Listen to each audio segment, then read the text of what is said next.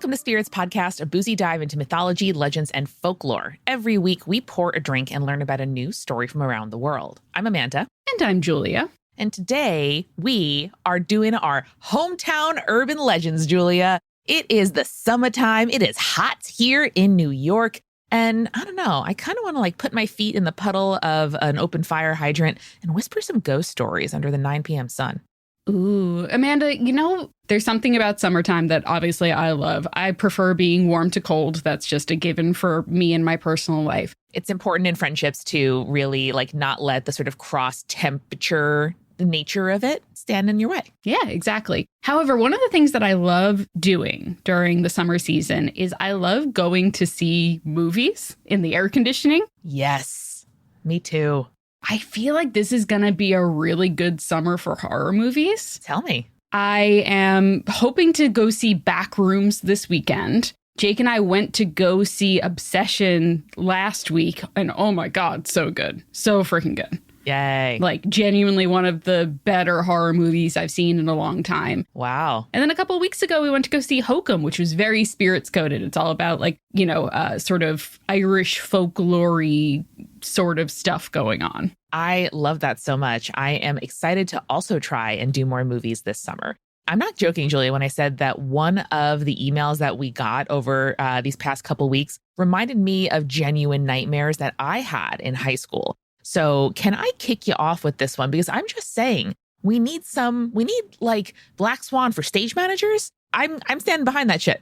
Okay. Explain to me what you mean by Black Swan for stage managers. Let's get into Savannah's story. Savannah, she writes, the 2 times our theater ghost got pissed off and the 1 time she hugged me. All right, let's do it. Hey, Spirits crew. I've been binge listening to your Hometown Urban Legends episode, and as a fellow former theater kid, I figured I would add to the cache of theater ghost stories. I have 3 to share here. For some background, I grew up in Pleasant Grove, Utah, and our high school is a hodgepodge of new additions and really old sections to the building. Pleasant Grove, Utah does sound like a town name that someone made up for a Buffy the Vampire Slayer-esque TV show. Exactly. Or a horror movie where we're about to get something really upsetting. 100%. Underneath the school, we still have concrete bunkers added in the 50s due to Cold War. Our high school did too, so shout out. Yes, we did. Oh, is that what the asbestos room was? Oh, yeah. Oh, I didn't know that. Yeah. I just thought it was the asbestos room. No, those were originally supposed to be bunkers. No shit. Oh, I'm putting it all together now. Yeah. Oh, creepy. Well, our theater lies in the old part of the school. The last remodel that section had was in the 70s. And like every other theater, we had a theater ghost. Ours named Vera. Ooh. I can't remember her original story, but it's not super relevant to our purposes here today. It is important to add that I'm quite skeptical of the supernatural and paranormal, but I'm superstitious for just in case reasons, like a lot of theater people, I think. Yeah. I'm very iffy at the idea of ghosts, with the exception of Vera. Mm. The first story happened my sophomore year, and I get the story somewhat secondhand. It was the opening night of our school's production of Merrily We Roll Along.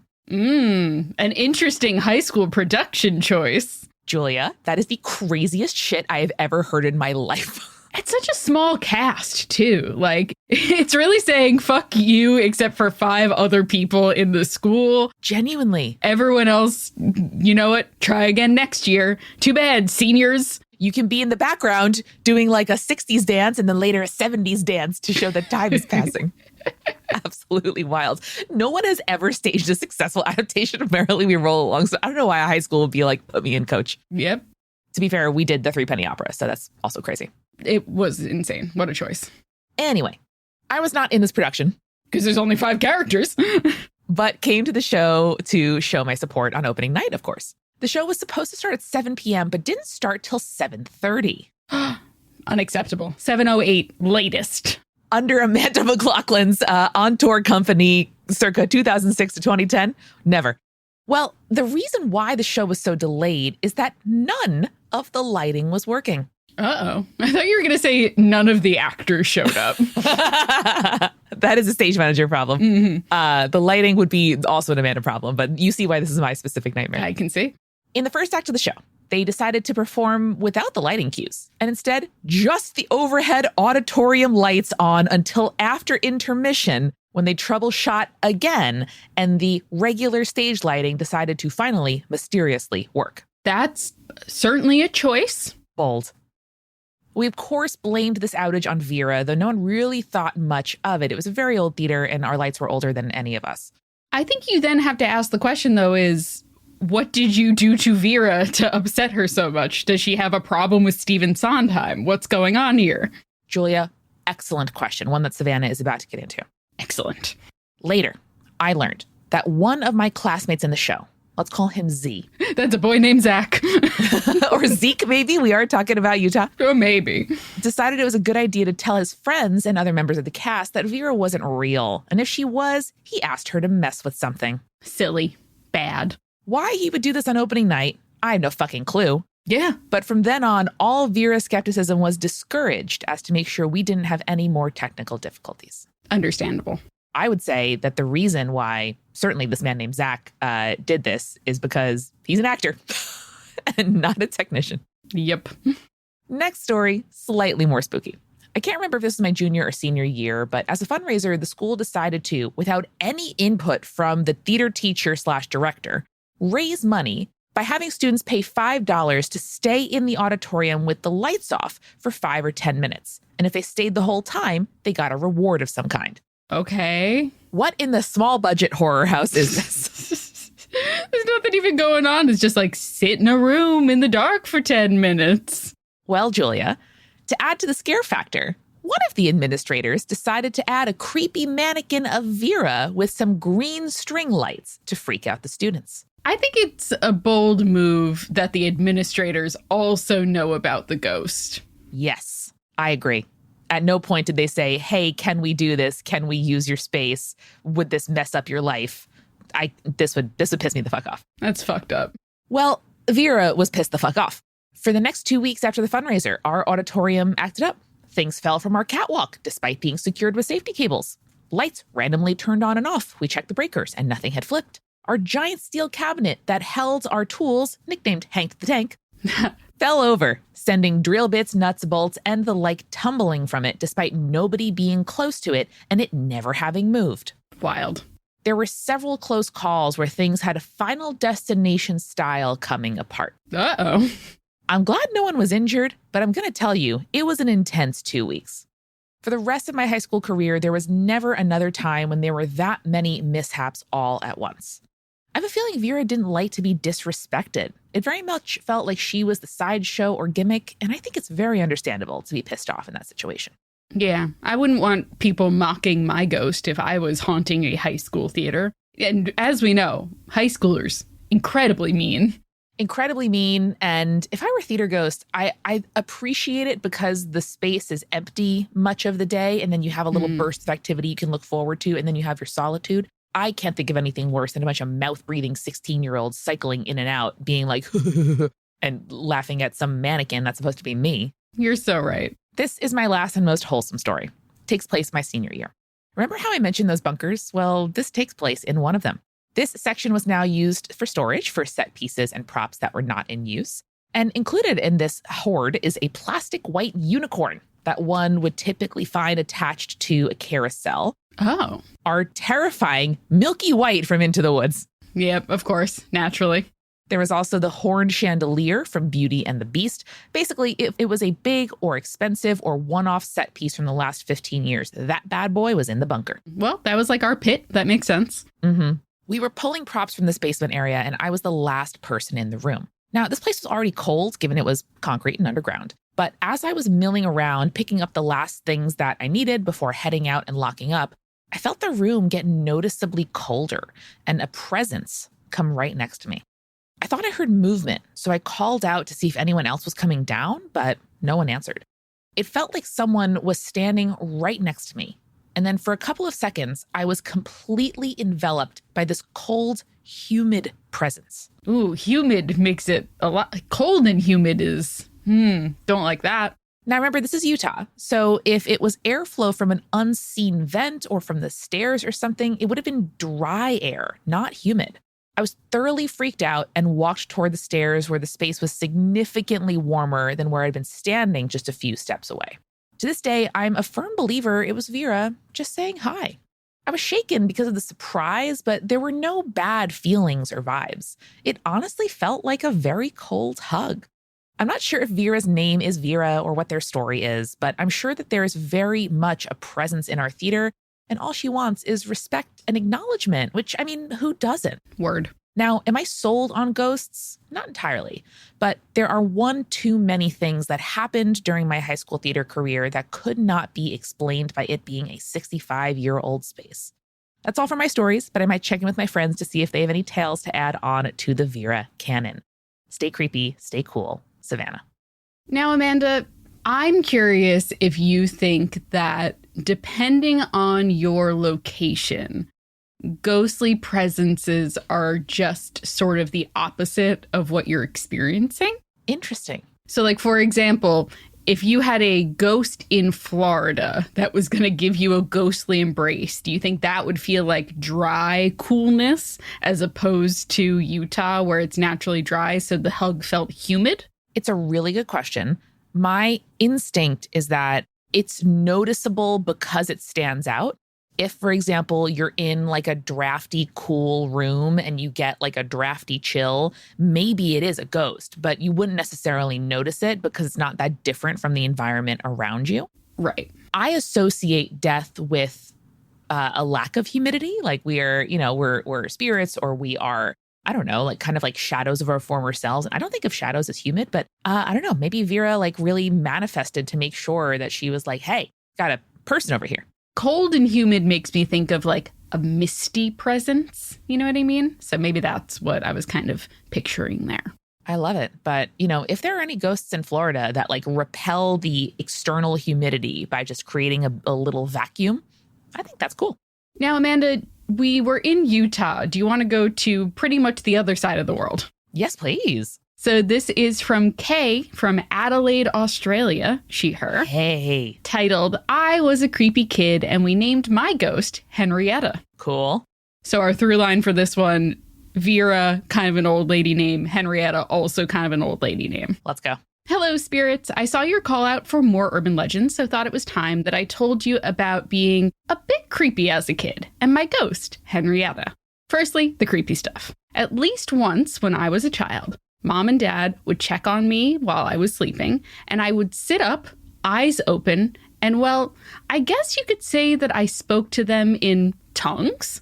It was fluent, and when they asked me questions, I confidently replied in whatever language I was speaking. Oh? Now, my family has been white as fuck Aussies for generations, so it's not like I picked up another language from hanging out with grandparents or anything like that.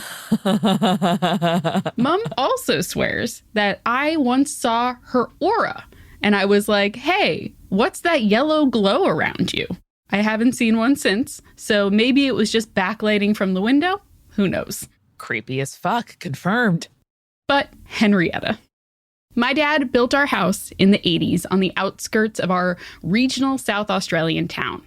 While the indigenous Barngala people lived on and cared for this land for tens of thousands of years, there is no colonial history in this part of town that would make sense for us to have a ghost that fits this story.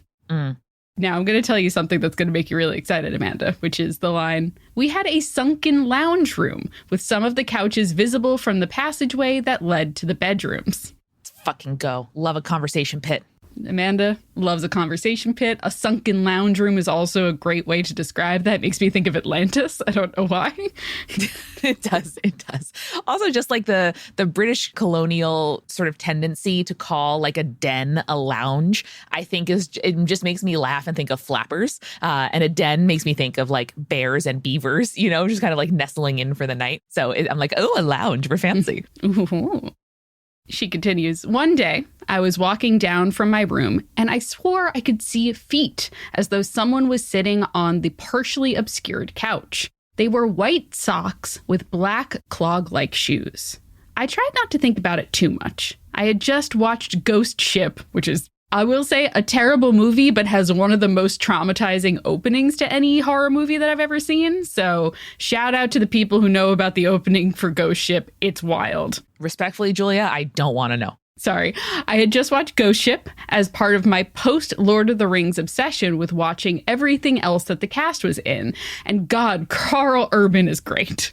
You know, Julia, I also have been through my Carl Urban phase. I was an early stan of the 2009 Star Trek movie. And no other version of Star Trek, just that version of Star Trek.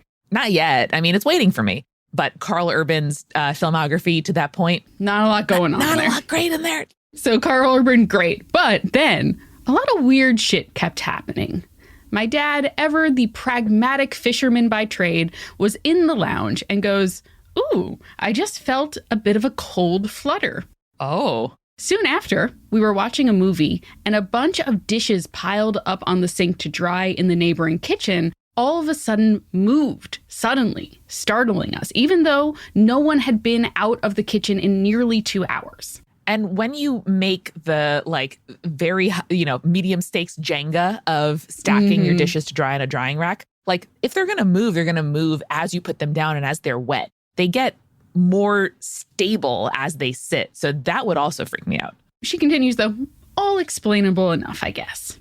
But the one thing that really gets me was sitting on a couch facing the passageway watching TV. I also hate that you're calling a hallway a passageway. That feels so haunted to me in a way I can't really describe. It feels like we're in a ghost ship.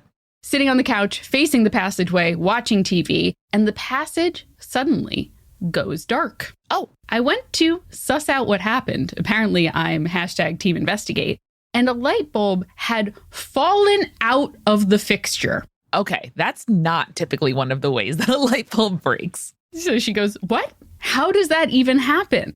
It was a bayonet light bulb, the kind that needs to be turned and clicked into place. So I am completely stumped how that could just fall out with no one nearby. So we just blamed the ghost that I saw.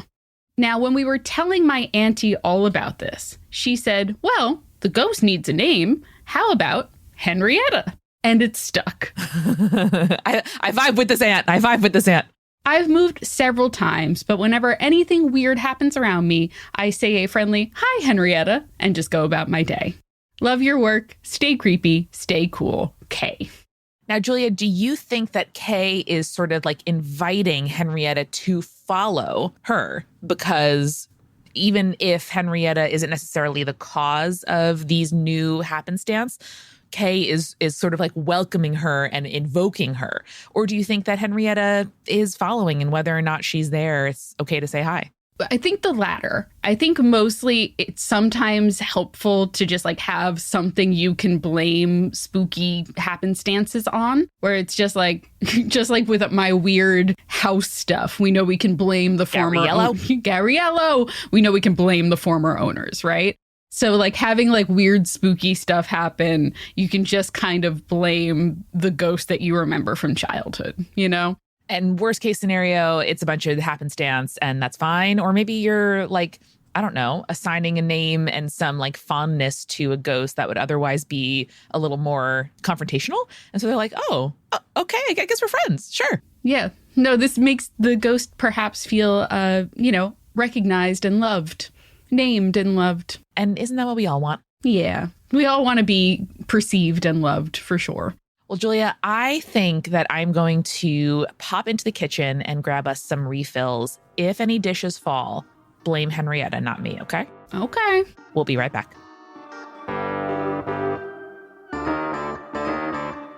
Hey, everybody, it's Amanda, and welcome to The Refill, where, folks, we are planning something very special, okay? This is our 10-year anniversary year. Episode 500 is coming up, all right? We're just a few away by now. And we would like, for no particular reason, for you to make sure that if you are a patron of Spirits, if you're a paying patron, make sure your address is on your account, okay? If you're not comfortable, you don't have to. But if you look, you want to get something in the mail, if you want to be excited, if you want to just get a little thank you from Team Spirits, go on into your Patreon account and make sure that your mailing address is up to date. And hey, if you are not currently a patron of Spirits, July would be a great month to become a patron of Spirits, okay? Go on over to patreon.com/Spirits podcast, where you can join the likes of Abby English. What a good name. Who is our newest paying supporter. Thank you. Abby joins the ranks of folks like our supporting producers, Alicia, Hannah, Scott, Anne, Matthew, Lily, and Will, and our legend level patrons. Captain Jonathan, Malachi, Cosmos, Audra, Sarah, Bia, Miep, Scotty, Morgan, Rico like Chibi Yokai, and Smoliv. Lots going on over at Multitude. I have really been enjoying Tiny Matters recently. They had a very moving episode recently about the Spaceflight Challenger and what went on behind that, talking to some of the folks who knew the team really well. And this is a show about how science shapes our lives. Even, and maybe especially if you don't think of yourself as a science person, a lot of the influence of how science affects our everyday life can be hard to understand. But Deboki Chakravarty and Sam Jones make it incredibly easy. These are scientists who are now hosts of this podcast, telling us about how the messiness and awe and significance of science affects stuff like how IVF was invented, if humans will ever live on Mars. No, they won't. If smallpox is the only human infectious disease we have eradicated, and why. Go on over to Tiny Matters in your podcast app and listen. They are fabulous. New episodes every Wednesday. A great chaser for spirits.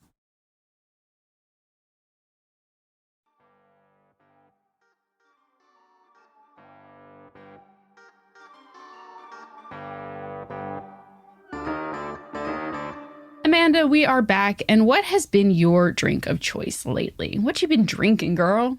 I have been continuing my habit of having weed and then drinking just a normal seltzer, and it feels like I'm on a roller coaster. But I recently got like THC drops that you can actually put into a civilian beverage and turn it into a THC beverage. So I have been taking a page out of your book, Julia, and adding some herbs to my seltzer. I'll muddle them a little bit. I had some strawberry and some basil recently, and I just muddle that up in the glass, put some ice in there, and then pour some, Trader Joe's seltzer over the top, and so refreshing. This is the time of year where a lot of like fruit tends to be on sale because they're just trying to churn through it, especially like berries and stuff. And a lot of times we'll like have people over and they will bring a fruit salad that like barely gets touched, right? But hey, you know what you can use almost rotten fruit for? Simple syrup, baby. Oh, yeah.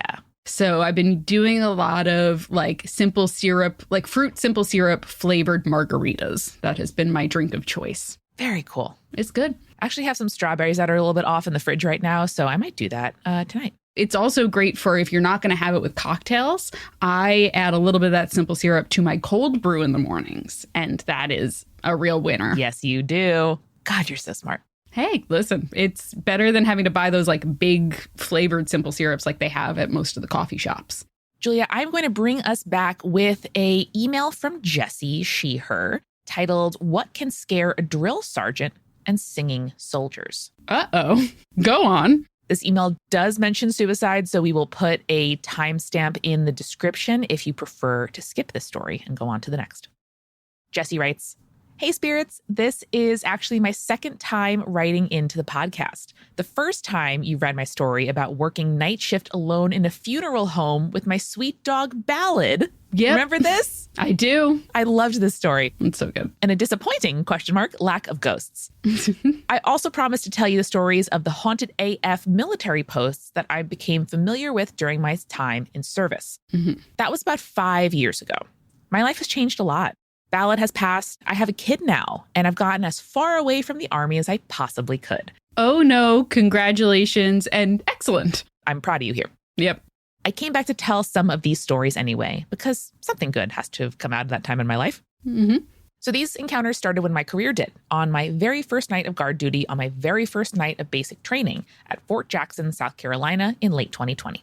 Lights were off and new trainees were in their bunks sleeping or crying. We all tackle challenges in our own way. I wandered quietly between bunks, scanning the room with my red flashlight. No white lights while on guard duty. And Julia, I'm certain this is because of like how your eyes adjust to the dark, but God, what a creepy fucking thing. Yeah, like you don't want to wake anyone up when you're kind of like going through the bunks and everything. Totally makes sense to me. Precisely. Horror movie shit. It was me and my red flashlight listening to sniffles, deep breathing, and some nervous whispers in the dark. And then a distant but very clear cry cut through the noise. I froze, my red light illuminating Nothing. It wasn't just me. The silence that now owned the room told me everyone awake had heard it, and they were all waiting for the same confirmation I was.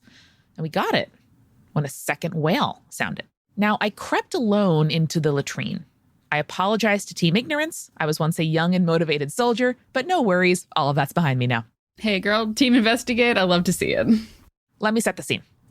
These barracks, like everything in the South, are old. The latrine looked a lot like our sleeping quarters, with faded, cracked linoleum and yellow paint chipping off metal features. Chernobyl chic. The mirror over the broken sinks, which was barely clinging to the walls, was speckled with black, and I stared at myself in it when the third cry called out. It was soft and loud at the same time, full of grief, you could just tell, and certainly came from inside the bathroom walls. Oh, okay. My initial thought was like, well, you're in South Carolina. There is a lot of like woods in that area for sure. And there are a lot of animals that in the night make sounds that sound like crying people. Owls for one, and many others. But in the wall, I mean, could be like, I don't know, a raccoon got in there or something, but... You can't really press things further than a concrete wall. So faced with options like bringing our concerns to our drill sergeants, again, this is night 1 of basic training, we made the only logical decision and shut the hell up about it. Uh-huh. Almost every night, for weeks. For weeks? What? While we heard the wails and they shut us in, even when the moaning started in the classroom down the hall. Not the moaning. We said nothing until the night that 2 guards left their post and a drill sergeant found them, uneasy and trembling, explaining they were too creeped out to stay in that room. Mm-hmm. Now, this was a serious offense, right? They abandoned their post. So I didn't actually expect them to survive their jobs. But instead of losing his shit and turning on all of the lights, screaming, tossing our beds and belongings, the drill sergeant just brought them back. That drill sergeant went through the same shit, calling it now. I'm certain. Mm-hmm. Trainees. Another drill sergeant was telling us days later as we failed to focus in the classroom because something in the wall was sad. It's okay. It's just Thomas. And he scares us too. Oh, no. Oh, no, sir. Thomas, she explained, had been here longer than she had, and all the cadre knew him. Oh, God. His presence was heavy, and even veteran NCOs with all their combat patches have, quote, fucked that out of there when they've heard his footsteps following them up the stairs. No, there's footsteps that follow you too. It's not just sad moaning. We think it's Thomas anyway, she continued. I was told all of this started 6 years ago when he died as a trainee the day before graduation, but I can't confirm that it's true. Great. But I can. See, I was from the area. This fort was in my hometown. Oh, shit. So I remembered the story in the news from so many years ago. Sadly, Thomas, whose name I have changed out of respect, was a real person who died by suicide as soon as he completed training and apparently never left. Oof. I spoke up a little trepidatiously and assured my drill sergeant that it was true. And it's the only time I feel like I ever made a drill sergeant as nervous as they made me. Uh-oh. Thomas wasn't the only ghost in the barracks, and I guess they all loved to fuck with guard duty. I was making my rounds at 2 a.m. when someone started singing a cadence, aka a marching song, to me. Totally normal to catch someone awake and crying at 2 a.m., of course, but ain't nobody staying up to sing. Nope. I looked for the source, checked every bunk, but I, and probably Thomas, were the only ones awake. This deep into basic training, a haunting was barely noteworthy, so I didn't even trouble anymore with it until a few days later when we were rushing to get dressed in the morning. And the guard from the previous night's 2 a.m. shift said, "Oh, did anyone else hear that girl singing cadences?" Uh-oh. The cadence, if you were wondering, was about leaving behind a lover. Oh, shit. Fascinating. When it becomes so commonplace, I feel like at that point you're like, oh, we're mixing it up. It's not crying or screaming or moaning this time. I actually kind of like a song, even if it is a spooky, sad one. Fascinating. I can get behind it. Yeah, there we go. I can get behind it. I have to stay up right now. Julie, it's not quite done. All right, one more story here. To bring this account of Fort Jackson full circle. Years later, right before separating from military service, I myself was the cadre of a basic training unit. Cadre pull guard duty 2, with a list of tasks that must be dealt with throughout the night. Not on the list, but always my favorite, was to walk into the bottom of the echoey stairwell that opened up into all 4 halls of sleeping quarters, take a deep breath, and let out a series of the loudest, most blood-curdling, gut-wrenching, nightmarish screams that I could possibly produce. Then go right back to sitting with my feet up, ready to respond to any panicked calls on the walkie with a, I don't know, trainee, go back to bed and hope it doesn't get you. Oh no, were they doing that to them the whole time? I asked every cyclo trainees I ever had if they thought the barracks was haunted, and every single one said yes. Oh. I know that at least some of the time, but I don't think all, I was the one doing the haunting. That's all for now. Thank you for listening. Those aren't all the spooky Fort Jackson experiences I can tell you about, but who has the time? Who is the time? Let me know if you want to hear about the ghost in the road or any of the haunted forests in Georgia, or maybe the specifically bad ghosts of Fort Gregg Adams. Stay safe, stay spooky, and take care of yourselves because the government ain't. Jesse. Girl, I want to hear all of them. I am very glad that you made it past your military service, and I'm glad that something good can come out of that by giving us some spooky-ass stories. Well, Amanda, speaking of spooky-ass stories, I noticed looking at our inbox here that you have a email from Milo. I also have an email from Milo. Do you want to read both of them? We can have the promise of a 2-parter completed all in one episode? I know, right? Oh my God, I love it. Yes, please. Okay, you first. This first one is from Milo They Them in April, and it is titled Weird Demon/Ghost at School. Milo says, "Hey Spirits team, I'm a person from Norway who has been listening to you for at least 6 years now. I've been thinking about writing in one of my stories and haven't been able to decide if it was real or not quite worth writing in. But I was just at the place where the stories are from and got reminded of the experience. So here goes. Some important info. Here in Norway, we have something called the Folkskoil, or People College. It's basically a gap year to figure out what you want to be doing. I went to one from 2023 to 2024 and had a lot of stuff happen while there that I've never really been able to explain. First, the week I was there, I always felt like someone was watching me while I was in the living room of the dorms. It took a couple weeks of me ignoring it and going to bed right before 3 a.m. for me to figure out what it was. One weekend, almost a month in living there, I was sitting and talking with some friends when suddenly a hand came out from under the sofa and reached right for my ankle. Uh-oh. I, of course, freaked out, ran to my room, hid there for the rest of the night. You were hanging out with someone. What did they react? Nope, Milo noped out of there. Milo said, nah, don't care. I'm leaving you alone with the hand. I later talked to a different friend that went to the same school a couple years before me to totally understand what it was that I'd seen. Oh, shit. And they said that it was most likely the demon that one of his classmates had summoned without closing the summoning circle directly afterward. What's going on in Norway? Norway, love that you have an institution for people to take gap years while staying in a structured sort of college, figuring out what they want to do. Listen, I also don't think that during that gap year, though, you should be spending that time summoning demons. I agree. Hot take. Milo continues, I think Bob, as I called him, just wanted to say hi and not get ignored anymore, considering he never did that again.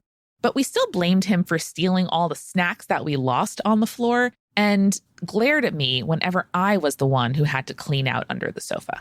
I assume, Milo, that you sort of felt the glare more than you saw it.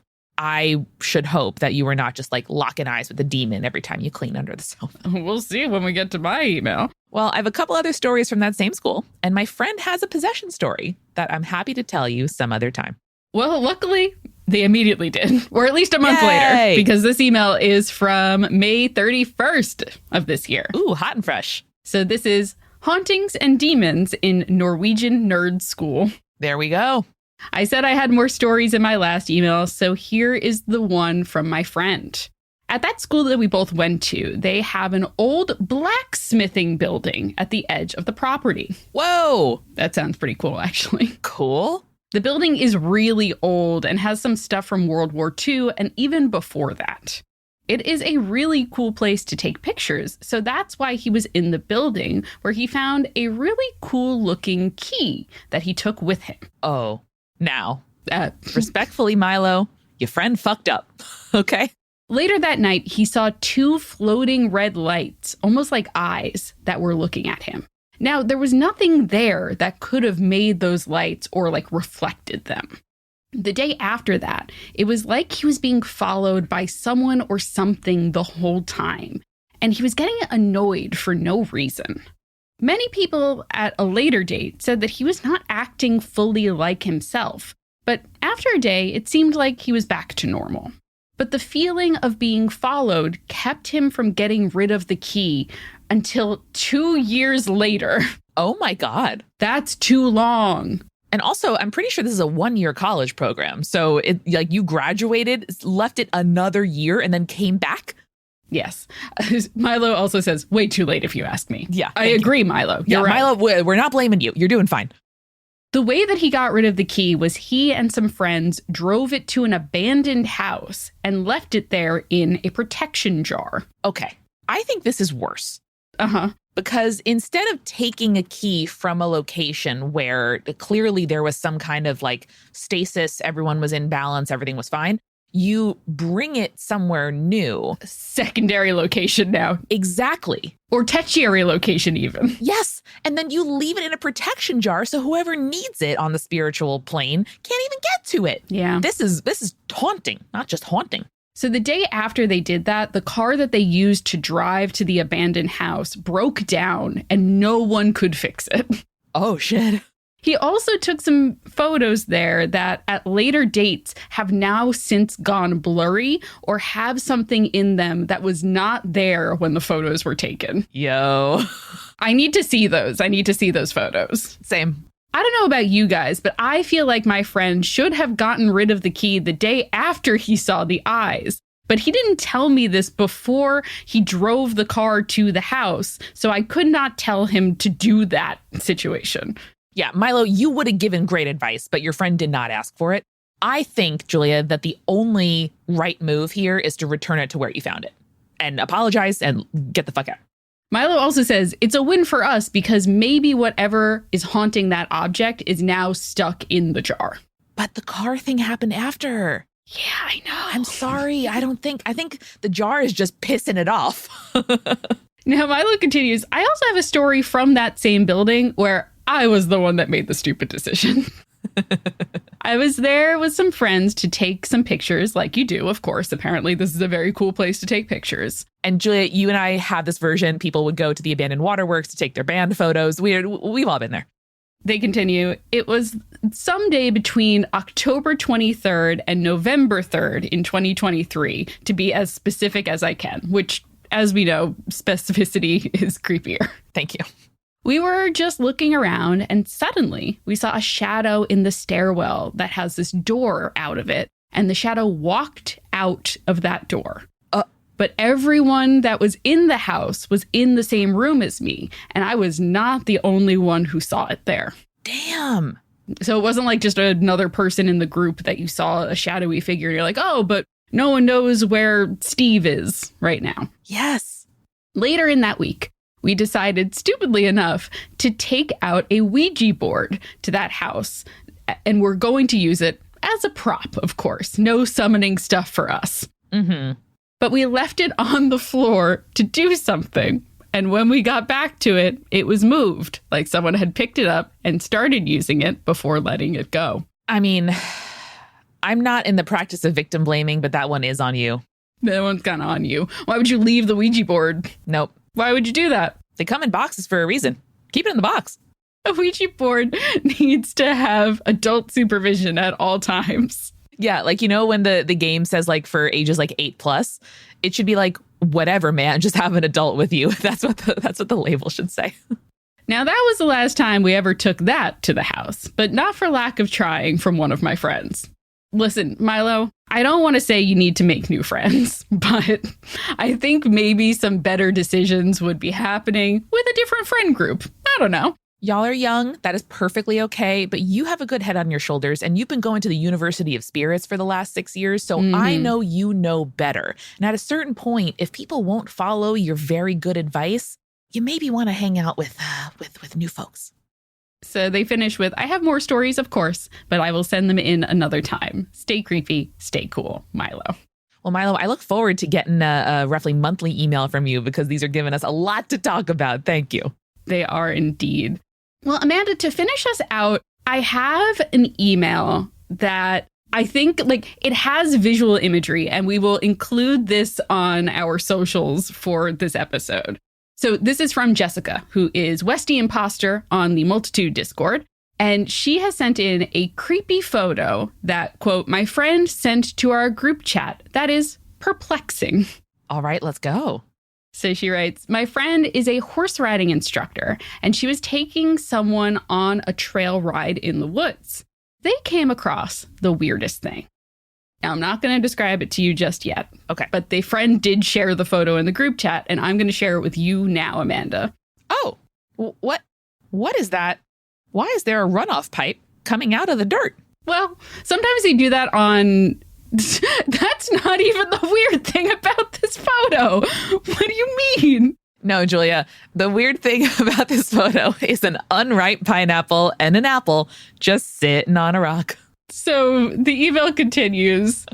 They came across the weirdest thing. A whole pineapple and a whole apple. Fresh, not rotted, sitting on a rock by a stream. Julia goes, bitch, there's drainage all over the place. Look at the pineapple. They're in the middle of a forest. Why is there a pineapple on a regular apple? And a very underripe pineapple at that. She snapped a photo and left it alone and then sent us the photo when she got back. Definitely a team ignorant thing happening here. Probably the smartest move. Don't eat the fairy food. My first thought was, that's some fae shit. Don't you dare touch it. And she had very similar vibes. We brought up possibilities of the fae, some weird cult/ritual sacrifice, or maybe just someone's forgotten picnic.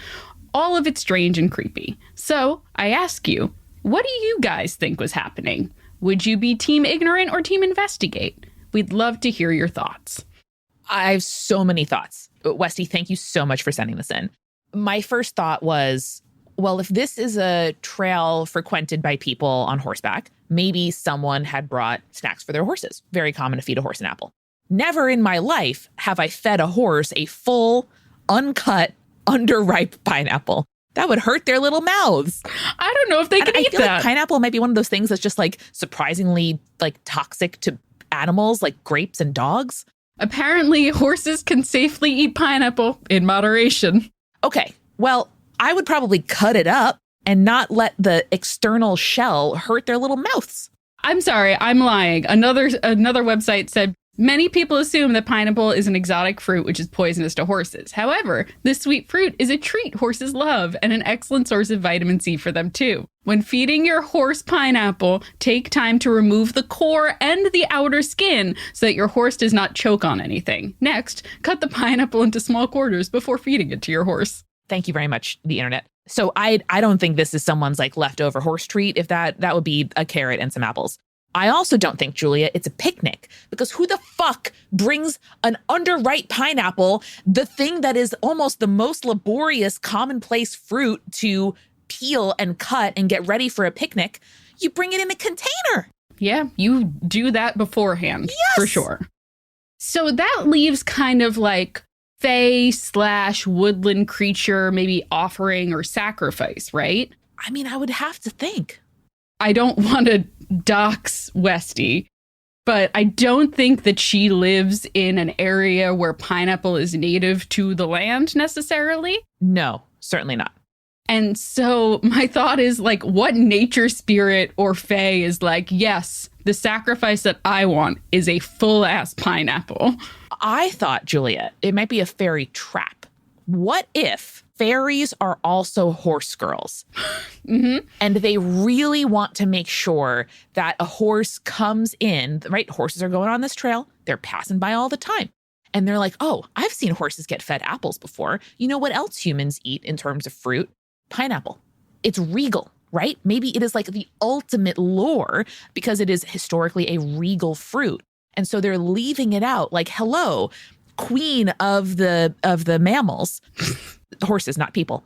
Come eat the pineapple and dance with us forever in the grove. Well, and also like time is weird for the Fae. So they're like, the status symbol of buying a pineapple and leaving it out as an offering. Meanwhile, I'm like, I can buy one of those for $4 at the grocery store, Fae. Yeah, but it's the blink of an eye in a Fae lifetime that, 150 years ago, a pineapple was the equivalent of like a gold bar or something. And maybe they specifically chose an underripe one because they're like, time passes so quickly out there. I want to make sure it is a fresh and good offering for, again, the queen of the mammals, the horse. Now, just as a reminder for people at home, the way that you can tell if a pineapple is ripe is if you take one of the inner leaves and you pluck it out and it removes easily, that's a ripe pineapple. Also, you can sniff the bottom of the pineapple, and if it smells particularly sweet, that means it's going to be a sweet pineapple. I mean, I'm just saying, if I were a horse and I came across that sweet treat, I'd certainly like nuzzle in to investigate before realizing that it too prickly for my little mouth. Yes. And then I think there was also the regular apple that is available there. So they're like, we know that perhaps you need human assistance in order to eat this pineapple. But in the meantime, let me assuage your hunger with a regular apple. That's what I'm saying. If I were a Fae and I saw a horse, I'd want that horse at my tea party. I don't know what to tell you. If I were a Fae and I saw a horse is a wild statement that I never thought we'd make on this podcast. But hey, wahoo!